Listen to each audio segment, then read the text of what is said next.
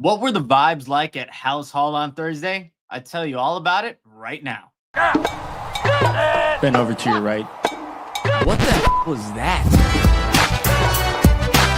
What's up, Bears fans? People want to hear me talk.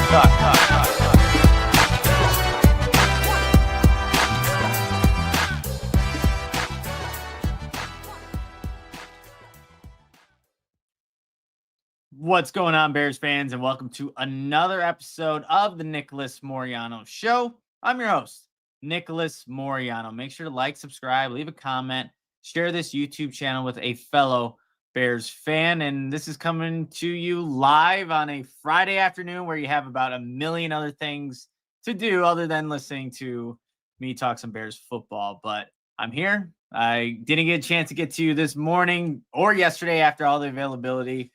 I did put up some videos that I unfortunately had to take down from just interviews that happened, and won't get into any of that, but I'm here now to kind of just share some of my top takeaways. And of course, if you have already seen the video I did with Herb Howard yesterday, it's on the Bigs YouTube channel. It's the Bigs. You can look them up, subscribe on their YouTube channel as well. We did an awesome in-depth, just over 10-minute conversation back and forth of our top takeaways from yesterday from the coaches that we got a chance to listen to, not only at the podium, which was available, I think, for everybody at home to watch, but also we got some awesome access just to some of the other Bears coaches and assistants at roundtables where we can kind of almost like speed dating, hop from table to table, talk to whoever we wanted to for the amount of time that we got access to. And that was great to get to know just some of these other coaches that are obviously with the Bears for the first year here under head coach Ben Johnson. So I really did just want to share some of my top takeaways from,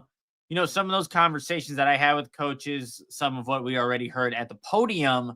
But I think the first thing that really stands out, just listen. And obviously there's going to be excitement. The start, 1 week, now it's less than a week before the first night of the NFL draft, but you felt that from the assistant coaches, from the coordinators. It was not only that these guys are excited to be in the building. Like if you listen to Antoine Randall L., the Bears assistant or wide receivers coach, also the assistant head coach, like dude is fired up. He is fired up. Obviously being from Chicago, but being back in Chicago, coaching for the Chicago Bears. You felt that from the moment he stepped up to the podium to the moment that he was also down at the round table, speaking to reporters as well. Like that guy, I think is going to be such a great asset to the Bears wide receiver room, but the entire organization.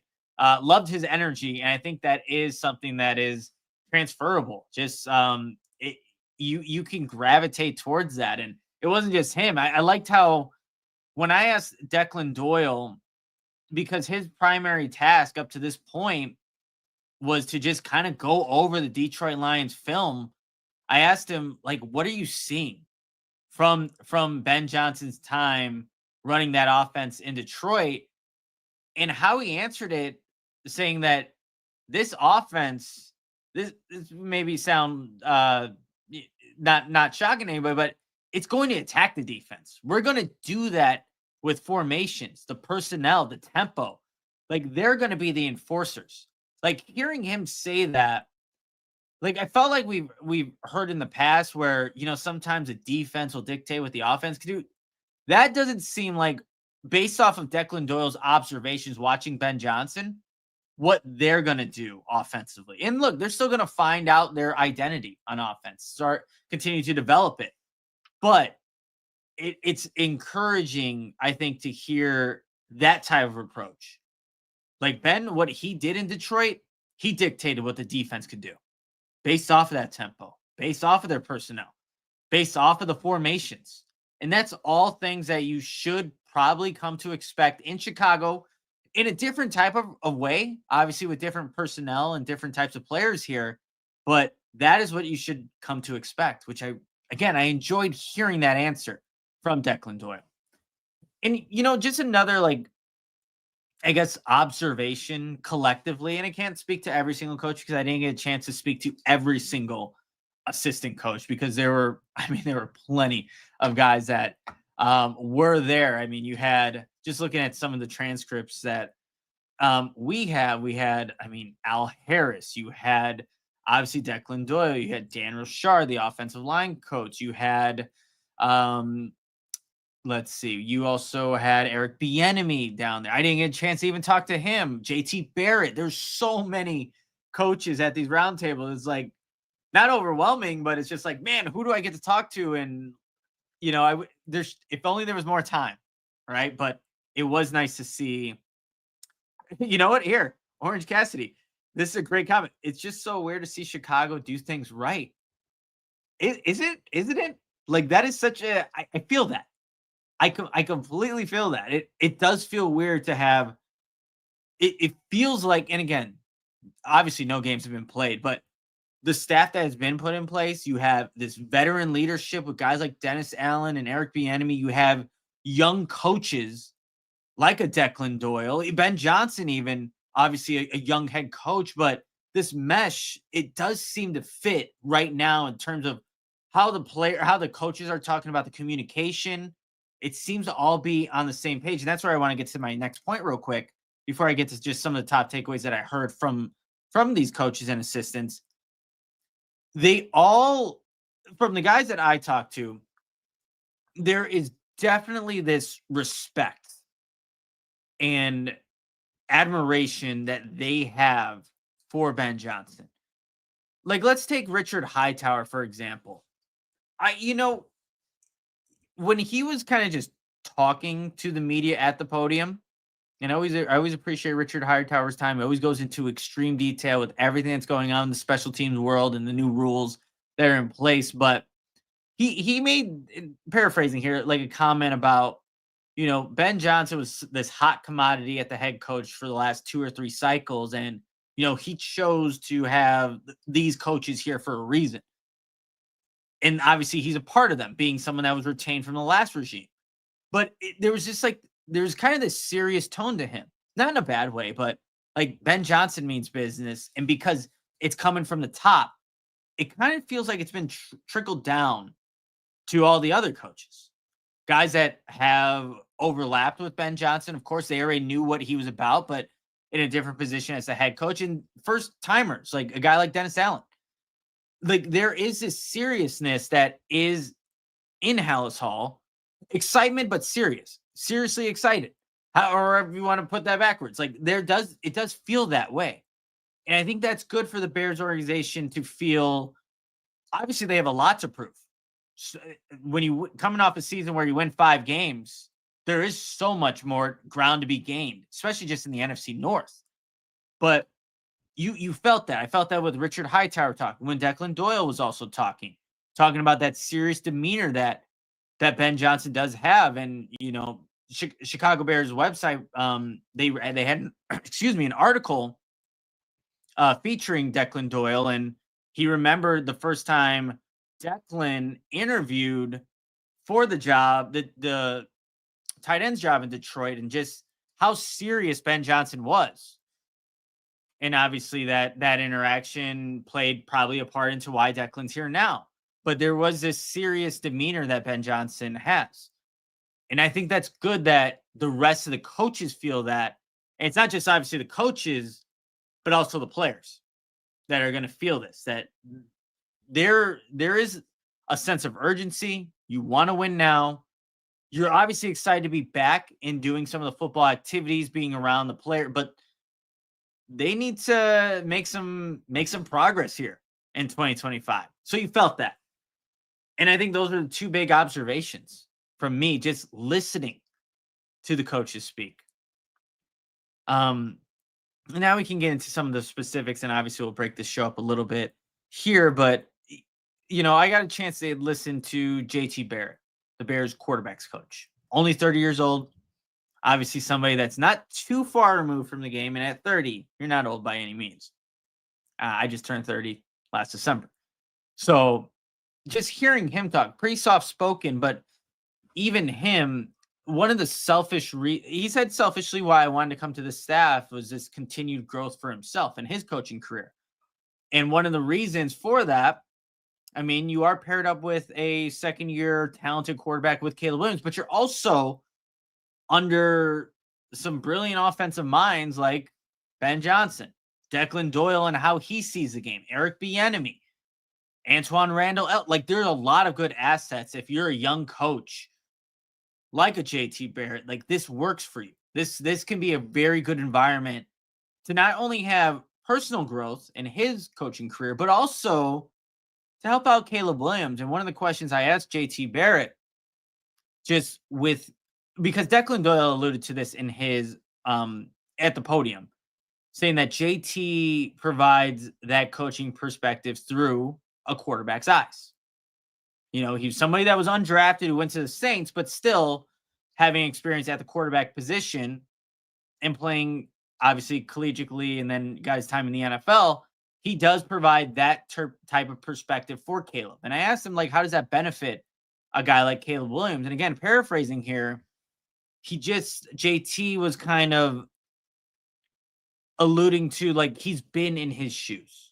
You going into your rookie year, kind of what to expect, what not to expect, some of the expectations you have. And then when he's communicating with Caleb, it's coming from obviously his coach, but a coach who was at that position too. And I asked him, does it also help just being 30 years old, JT? Like, realistically, does it help being young? And he said, no doubt. Right in the beginning, no doubt, because you can relate a little bit more. And he did mention, like, yeah, Caleb was a number 1 overall pick. I was an undrafted guy, but I was still in his shoes. Maybe not the exact same shoes, not the exact same Jordan 1s or whatever you want to say, but he was in those shoes. And I think, again, that does help just provide a different perspective that Caleb will get to obviously soak in as he gets into year 2. I also asked JT, like, and as we were watching Caleb Williams' rookie season, everybody, there were a lot of times where he did have to escape the pocket, whether that was due to the protection up front or even him just not trusting what was in front of him. Like, there's a lot of times where he had to extend plays outside the pocket. And I asked JT, especially when you look at Ben Johnson's offense, what Jared Goff was doing, he was operating from within the pocket. And that's what I think Caleb Williams got to see the most growth this next upcoming season. How does he get comfortable with the pocket? It does help when you get Joe Tooney, Drew Dahlman, Jonah Jackson, and then you have a better interior offensive line. But how does he get better at that? And essentially, JT was saying it's going to be reps. It's going to be, continuing to trust the rhythm and timing of the offense. So getting a better grasp of that will allow Caleb to play more on time, trust what he's seeing from a defensive, what he's seeing route conceptually, and then also just trusting that his guys are going to block for him this year, as opposed to maybe what was going on way too often last year. I thought that was just good perspective from JT, looking at what went maybe wrong for Caleb Williams in year 1, but how it can be correctable in year 2, because that's going to be such a huge part of why this Bears 2025 season will be viewed as a successful one if QB1 can take that next step, something as simple as playing within the pocket. And I forgot who asked the question to JT about, being under center, what's it going to take to get more comfortable with that or something along those lines. And simply said reps. And I think I transcribed that part. So it was 4 reps that he said. So that's really what it's going to be for Caleb Williams to get better in that aspect and just get more comfortable. I don't even want to say better, more comfortable with the under center play action game. It's a big part of what Ben Johnson did in Detroit. Doesn't necessarily mean it's going to be a huge part here in Chicago if Caleb doesn't get that aspect right, but I don't see why he wouldn't be able to. I think there's ways for him to get really polished with it, and I think that's what can maybe separate why a certain ball fake in the backfield can influence a linebacker one way as opposed to maybe half-assing it and not getting the movement that you want and not being able to hit that window behind, that second layer of the defense. Like, he just needs to get polished at it. I think Caleb will understand that, wants to understand that, and will get better in that area. All right, as I'm looking at these comments, Here we go. Salty Chef. Liked hearing from Dan R about the offensive line. Correcting himself when he first said that we need 5 solid guys. No, we need 5 elite guys. So I didn't hear that part. Again, everybody was going to these coaches or assistants at different times, but I do like hearing that. And then I do want to get to the conversation I had with Dan Rochar, that it was up here on YouTube. So for, I don't know, the 2,000 people that viewed it for maybe 2 hours, it was up there. You got that access, but I will definitely share, the questions I asked Dan Rochar and just some of the answers he provided, which I thought were honestly really telling about just how he views offensive line play, Braxton Jones, and a certain top draft pick in this class. But before we, get to that, of course, if you've been a supporter of the show, one, I appreciate the hell out of you. But I have to tell everybody about Windy City Sports Cards. They specialize in buying and selling all things related to Chicago sports, whether you are a diehard fan of the Bears, Bulls, Cubs, White Sox, or Blackhawks. They've got you covered with an extensive selection of sports memorabilia and collectibles. In addition to their Chicago-focused items, everybody, they also offer a vast collection of sports trading cards and memorabilia from your favorite teams and players. So visit their online store to find exactly what you're looking for to complete your collection or to discover a new favorite. You can check them out at 312windycitysports.com. That's 312windycitysports.com.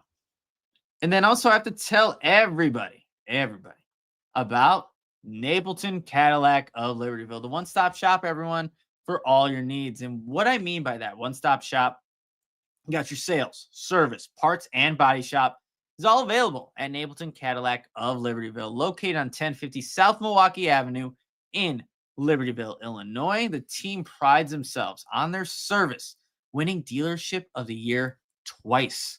And so you can check out their website at NapletonCadillacLibertyville.com to see all their new and pre-owned vehicles, including the new all-EV Cadillac Lyriq. Also, subscribe to their YouTube channel to view more of their vehicles, which you can find in the description below. So, do that. Check it out. Napleton Cadillac of Libertyville, your one-stop shop for all your needs. All right, everybody. This is the Nicholas Moreano Show. I'm your host, Nicholas Moreano. Make sure to like, subscribe, leave a comment on the show. And also, audio listeners, we're on Apple Podcasts, Spotify, Amazon Music. Or honestly, let me know where I'm not on these audio platforms, because pretty much you can find the Nicholas Moreano Show anywhere for people that like to listen to the show.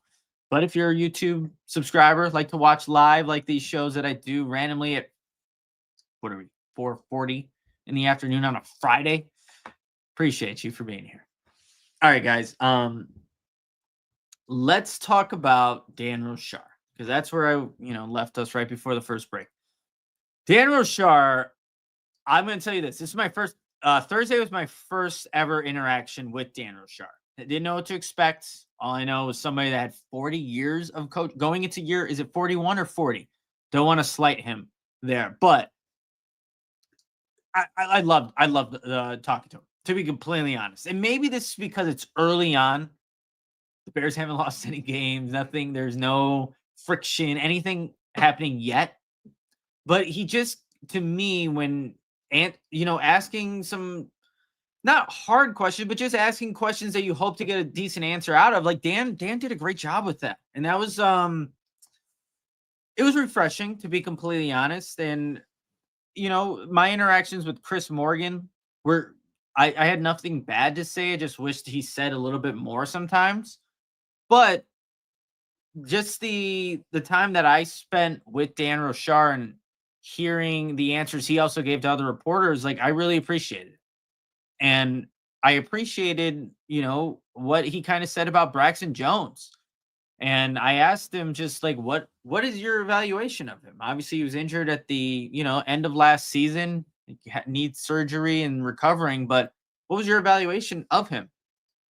And paraphrasing again here, but Dan was pretty open about like how he was I think encouraged by his Braxton's commitment to coming in every single day early to get that treatment, working into the late afternoons. Also, just a really great person. Those are some of the things that came out first from Dan Rochard when talking about Braxton Jones, and he said, if he was healthy, he would be competing for this left tackle spot, for a starting left tackle spot. And of course, the key word in there is if he was healthy. That's not the case, and because it's not the case, it is a setback for Braxton Jones. And my follow-up question then after asking about Braxton, and no, I was just curious to hear somebody that has been coaching offensive line and been in the league coaching for decades now, or just coaching in general for decades. What is his belief philosophy when it comes to the offensive tackle position and arm length? And that's what I asked him.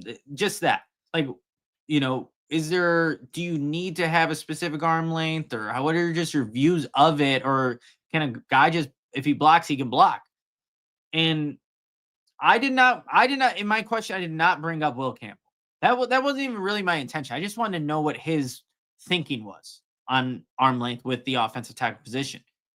Dan Rochard, though, he's like, well, I'm sure you're referencing Will Campbell.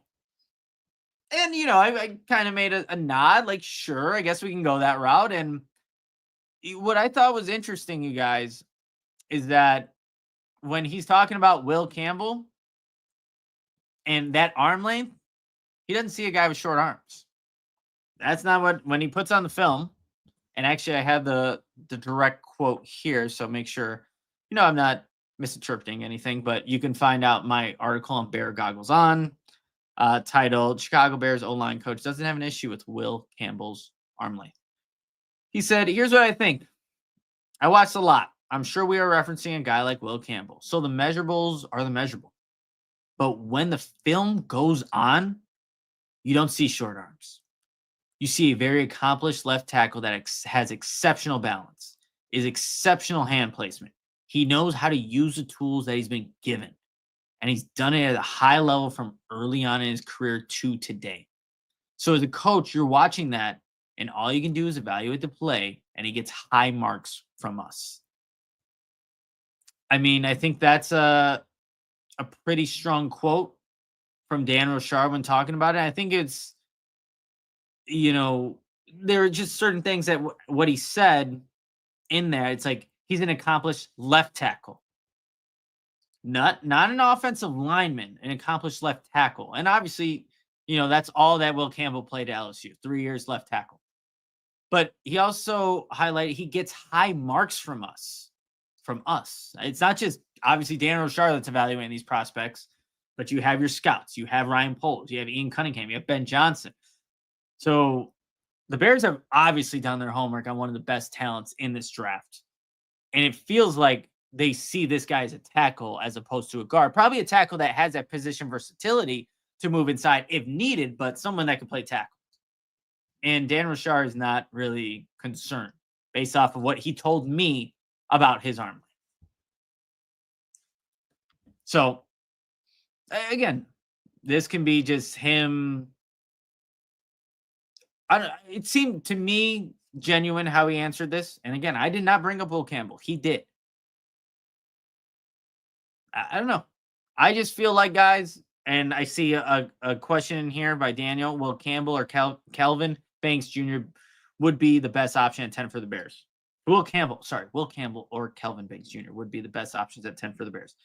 I just think that if somehow Will Campbell does get to the Bears at 10, and let's say Gentry's gone, Ashton Gentry's gone, I have a feeling that would be the pick. I really do. Not selfishly, like, because I've liked Will Campbell from since the beginning, and I haven't really been discouraged arm length with his he was 32 and a half, right, at the 32 and 5/8 inch arms at the scouting combine, and then he got the 33 inches at the pro day. So regardless of the arm length, I just think he can play the position. I do feel like that might be the pick if he is there at 10. But I just thought it was interesting that Dan Rochar definitely did his homework on him.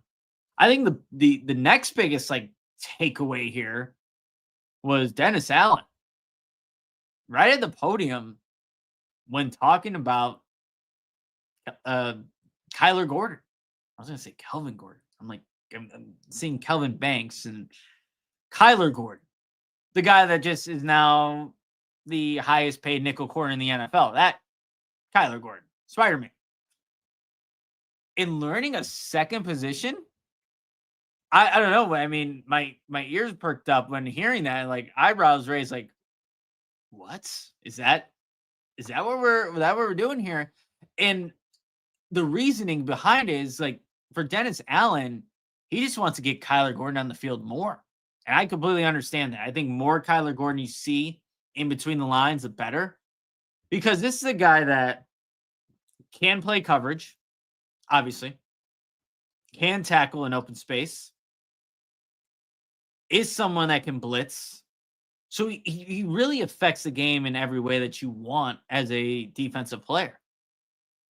And when I was just kind of looking at Kyler Gordon and either being someone that can play safety or outside corner, those are two positions that Dennis Allen brought up.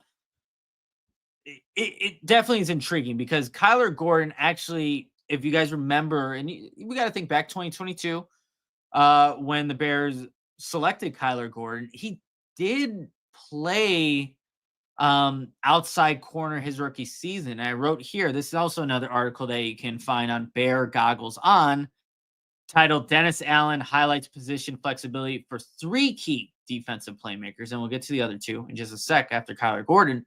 But during his rookie season, he played 295 snaps as the outside corner, in addition to the 431 snaps in the slot. But since that rookie year, and that was a season for Kyler where I think you saw some struggles in coverage, and there was a lot being put on him right initially to where he had to learn both spots, and it's just a lot. And since that rookie season, Gordon only played 26 snaps as the boundary corner. So it's not something that he's done as much in the past 2 seasons. But if you're comparing that to safety, obviously he has more familiarity there. But what Dennis Allen was saying for, the safety spot, he says some of the things I see him do and the way that he fits in the run game tells me that he could be a fit with safety also. And then he says this, and this is the key part for the next 2 defensive playmakers. We've had guys that have had the flexibility to play a lot of different positions. And that's where TJ Edwards and Tremaine Edmonds come in. And this credit to Dan Weeder of the Chicago Tribune. I was sitting at the table that Dennis Allen was at because he did his podium and then he went downstairs in what's called the PNC Center and then was also available there to speak just to the media as well. But the topic of conversation was TJ Edwards. And then the question went to, well, does TJ have an opportunity to potentially play in the middle? And this is what Dennis Allen said. I mean, look, he is, Edwards, going to get snaps there, and Tremaine is going to get snaps on the outside, and we'll evaluate it and see how it goes and figure out what is best for the Bears defense. And that is what we'll do. I think that's going to be interesting because when the Bears sign Tremaine and then TJ in the same offseason, both those guys had played the mic at their respective spots. Tremaine in Buffalo, TJ in Philadelphia. And then when you come here, it's TJ making the transition from Mike to the outside linebacker. But now what we're seeing or hearing from Dennis Allen is that you're going to have both these guys almost be a little interchangeable and they're going to get snaps at both spots. And I think it's going to be a little bit of a trial and error experiment to see what's going to work best. And maybe it's different for different opponents. I have no idea. But what the takeaway for me for Dennis, he's not afraid to experiment with these guys. Maybe he saw what has been done And there have been like for as much as how bad the Eberflus saga, how it ended, there were obviously good parts within it. I think everyone can admit that. So even as good as it maybe had been at some points, for Dennis Allen, he's looking to continue to find not only those ways to make these players play at the best of their abilities, but continue to find different ways to have playmate. Obviously, Kyler Gordon, the extension, TJ Edwards, an extension. Find those guys that are going to be a part of this defense for more than just 2025. Just find other ways to maximize their abilities. And I like that from Dennis Allen, man. Just refreshing different ideas, having the ability for Jalen Johnson to shadow. You're going to play more man coverage. What does that do for Tyreek Stevenson? So, schematically, philosophically, how Dennis Allen is kind of approaching this so far, almost like an open slate. Like, we're going to experiment with these guys. We're going to ask them to play multiple positions. We're going to see what works best, and we're going to go with that.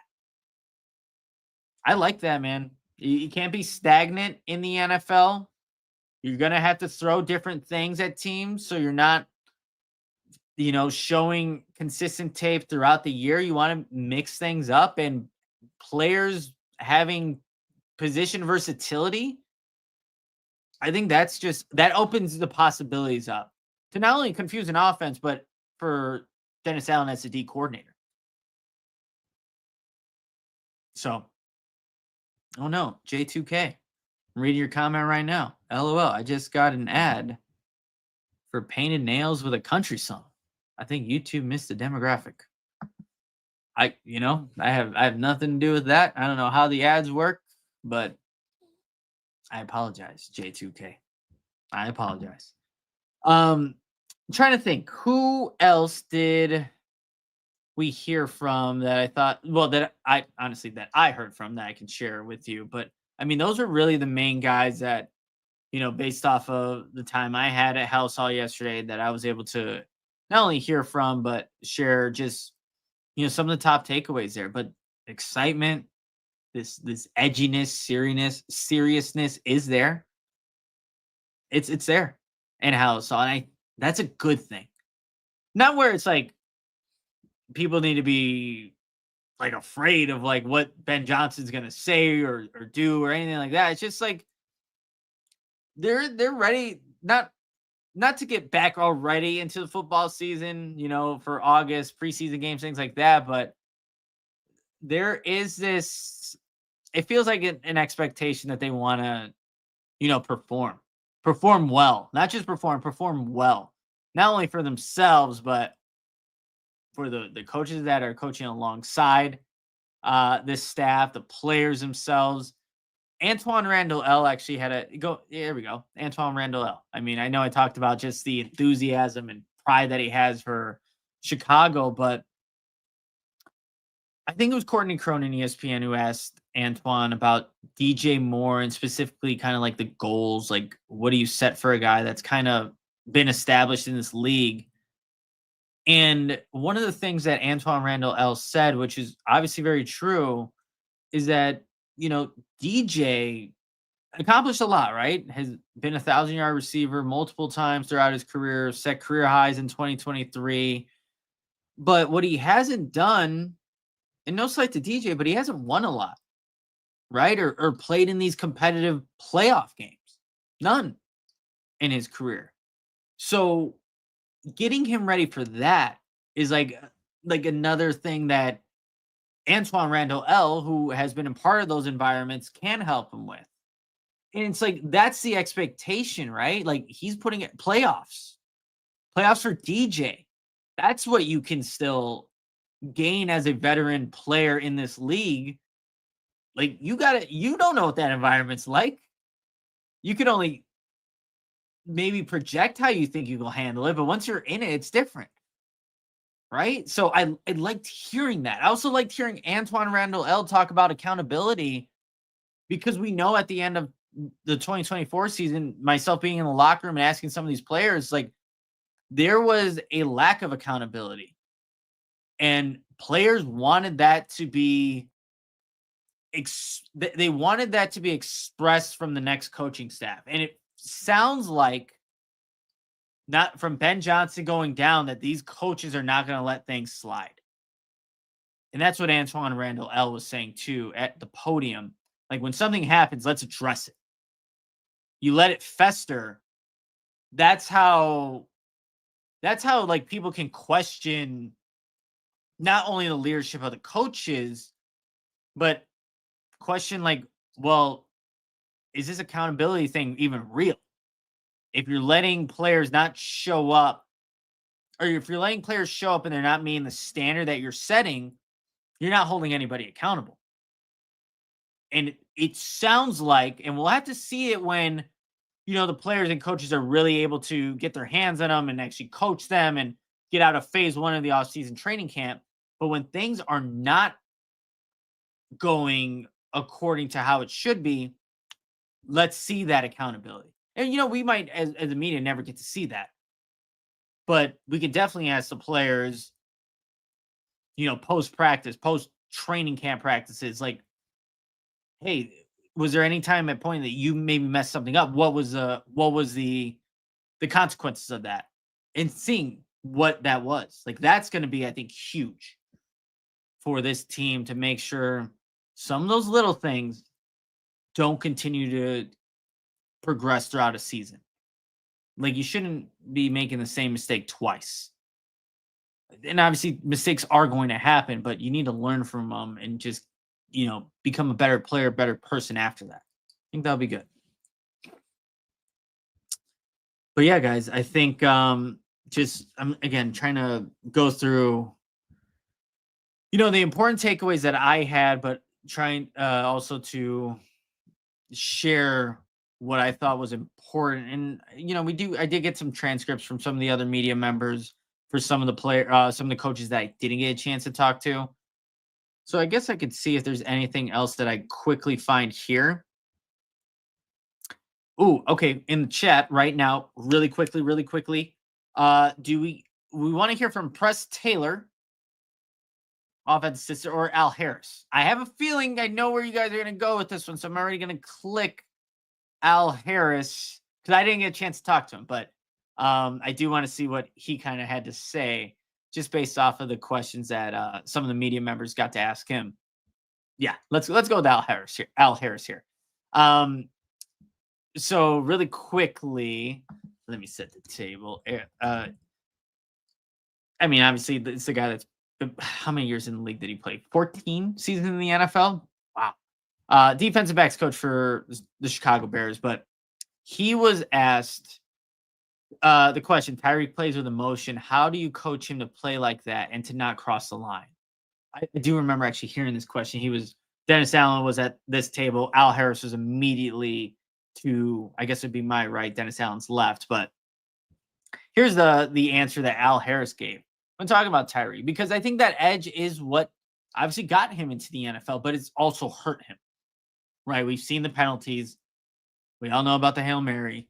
So here's what Al Harris had to say on Tyreek's emotion and how to play with that, but not cross the line. Just be him, the guy who he is. Whatever happened last year, clean slate from here on out. I wasn't coaching, so I can't judge him off of anything he was doing.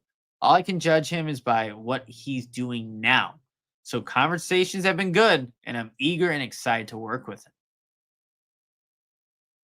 I mean, yeah, no, look, clean slate. Everybody, all these players, all these coaches, whatever was happening last season, you have to. I think what these players need to do too is you have to impress all over again, regardless if you're just got an extension like Kyler Gordon or you're, obviously the starting quarterback in Caleb Williams. Like, there is, I think, this expectation that you need to impress this coaching staff, and vice versa. The coaching staff needs to impress you. Oh, here's a question about Jalen Johnson. What trait do you need from the corner to be playing a lot of man? That's going to be the expectation in Dennis Allen's defense too. You're going to see you're going to see more man coverage than what you saw with Eberflus and under Eric Washington. But short memory, and then I'll take it from there. If you've got a short memory, then I've got you from there. I'd like that. Okay. All right, Al Harris. That's someone that next time we get opportunity to speak to some of these assistants and coaches, looking forward to chopping up with Al Harris. He seems like I mean, it's pretty straightforward. Short memory. Now I'll take it from there. I like that. No, he's not bulk. I don't even want to say it. Put a little asterisk on the video for cursing, but yeah, he'll get. I think he'll get what he wants out of the coaches or out of his players, and do it in a way that's going to make them better, but also respecting what Al Harris has done in this league as not only a coach but as a player for 14 seasons. All right, let me answer a couple of these questions before I log off and let it. Obviously you're not forced to be here, but you can go enjoy the rest of your Friday afternoon. Hopefully, can't tell if it's raining anymore. I know it's drizzling a little bit, but this Squeegee, I love the name. Nicholas, which guy has more EPA, Warren or Loveland? Will it matter?